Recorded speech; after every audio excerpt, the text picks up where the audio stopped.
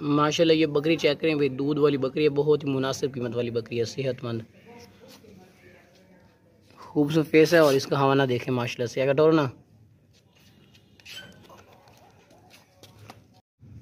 माशाल्लाह ये बकरी चेक करें भाई, दूध वाली बकरी है और बहुत ही मुनासिब कीमत वाली बकरी है। ऊंची लंबी मोटी ताज़ी बकरी है। इसका हवाना देखें माशाल्लाह से, बहुत ही बड़ी बकरी है और सर से लेके पाँव तक एक्टिव है, बिल्कुल मुनासिब कीमत में। अगर टोरो ना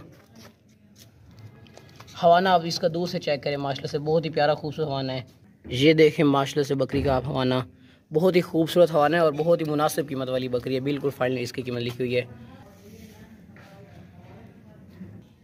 ज़बरदस्त बकरी है, साफ़ सुथरी माशाल्लाह से, बहुत ही मुनासिब कीमत में मोटी ताज़ी बकरी है, दूध वाली बकरी है। जिस मालिक से लिया ना उसने बोला है कि ये 2 kg के इसके नज़दीक दूध होता है और 1.5 किलो वो निकाल देते तकरीबन। मज़ीद खुराक डालेंगे तो ये दूध कर जाएगी। अच्छा बस ले चलो।